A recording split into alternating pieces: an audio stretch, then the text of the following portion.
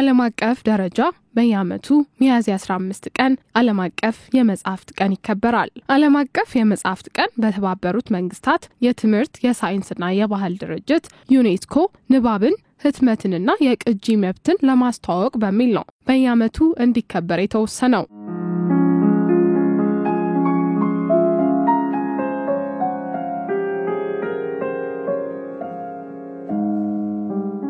ቀኑ ለዓለም አቀፍ የመጽሐፍት ቀን የተመረጠበት ምክንያት ደግሞ ታዋቂዎቹ ደራሲያን ዊሊያም ሼክስፒር፣ ሚጌል ዴ ሰርቫንቴስ እና ስፔናዊው የታሪክ ጸሐፊ ኢንካ ጋርሴላሶ ዴ ላ ቬጋ የሞቱበት ቀን በመሆኑ እንደ መታሰቢያነት እንዲውል እንደሆነ ይነገራል። ዓለም አቀፍ የመጽሐፍት ቀንን የማክበር ባህል የመጣው በአሜሪካ ነው። በዚያ ነበር ብሔራዊ የመጽሐፍት አፍቃሪዎች ቀን የተወለደው። በተለያዩ የዓለም ክፍሎች ያሉ የስነ ጽሑፍ አድናቂዎች፣ የዩናይትድ ስቴትስ ነዋሪዎች ሐሳብን በማድነቅ ይህንን በዓል ማክበርም ጀመሩ።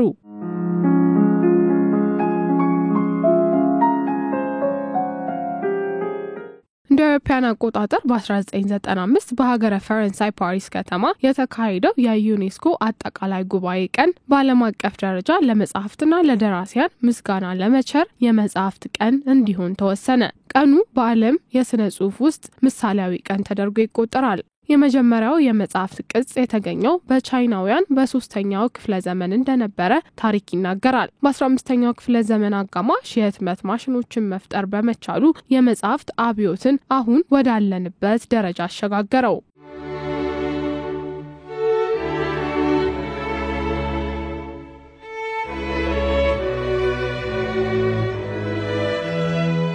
የማንበብ ፍቅር ሰዎችን አንድ ላይ ያመጣል። የስነ ጽሑፍ አፍቃሪዎች የዓለም መጽሐፍት ቀንን በጉጉት ይጠባበቁታል። የቀኑም ትልቁ ዓላማ የንባብ ባህልን ማዳበር ነው። ቀኑ በተለያዩ ሀገራት የሚከበር ሲሆን በእነዚህ ቀን በዓለም አቀፍ ደረጃ በተለይም ወላጆች ለልጆቻቸው መጽሐፍትን በስጦታ መልክ በመስጠት ያከብሩታል። በመጽሐፍት ቀን የሚከበርበት ወቅት የንባብ አፍቃሪዎች የመጽሐፍት ኤግዚቢሽኖችን ያዘጋጃሉ።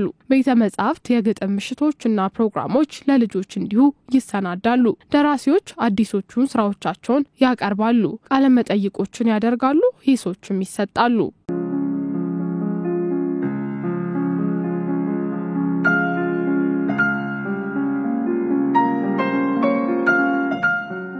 በርካታ ሀገራት የንባብ ወዳዶች ከጓደኞቻቸው ጋር በመገናኘት በቅርብ ጊዜ ስለሚወጡ መጽሐፍቶች በመወያየት ወይንም ለነርሱ ጥሩ ስለሚሉት መጽሐፍ ሐሳብ ይቀያየራሉ። የመጀመሪያው የዓለም የመጽሐፍት ቀን እንደ አውሮፓውያን አቆጣጠር ሚያዝያ 23 ቀን 1995 ነበር የተከበረው።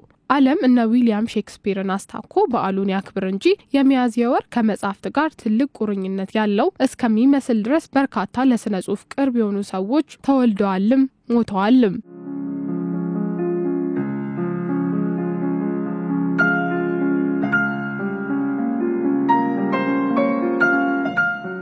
ከ1500 ዓመት በፊት ድርሰቱን የጻፈው የዜማ አባት ቅዱስ ያሬድ የተወለደው ሚያዝያ 5 ነበር። ከቅርብ ደግሞ በርካቶች የሚወዱት ጋሽ ስብሐት ገብረ እግዚአብሔር የተወለደው በዚሁ በሚያዝያ ወር ነው።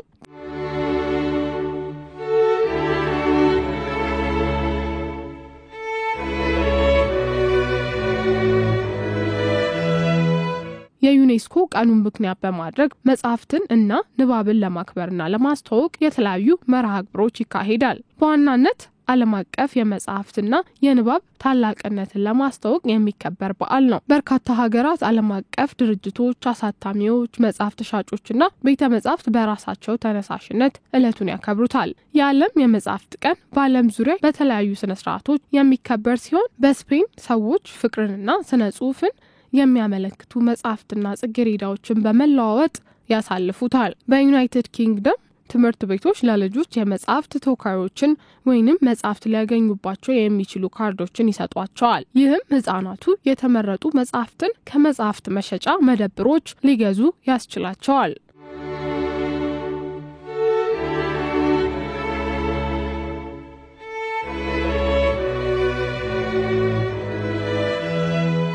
በፖርቹጋል ቀኑ የመጽሐፍትና የሮዝ ፌስቲቫል በመባል እንዲሁ ይታወቃል።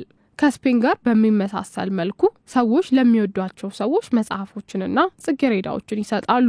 በፈረንሳይ የደራሲ ፊርማና ንባብን ጨምሮ የተለያዩ ዝግጅቶች በመላ ሀገሪቱ ይዘጋጃሉ። በደቡብ አፍሪካ ተማሪዎች በቀን ውስጥ በተቻለ መጠን ብዙ መጽሐፍቶችን እንዲያነቡ ለማበረታታት ትምህርት ቤቶች ብዙውን ጊዜ የንባብ ዝግጅቶችን ያካሂዳሉ። ብዙ ጊዜ ለተሳታፊዎች ሽልማቶችን እንዲሁ ይሰጣሉ።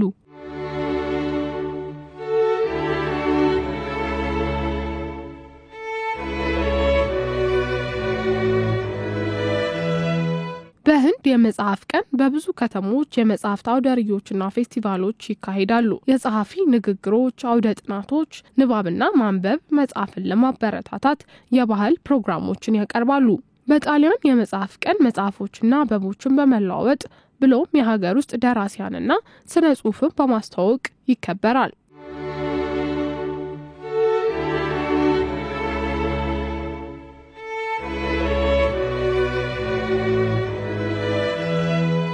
ዘመን፣ ቴክኖሎጂ፣ ጊዜ አሁን ላይ መጽሐፍትን በሃርድ ኮፒ የማንበብ ባህልን የቀነሱ ቢመስልም ቴክኖሎጂ ራሱ መፍትሄ በመሆኑ መጽሐፍት በኦዲዮ መልክ መጥተው ሁነኛ አማራጭ ሆኗል።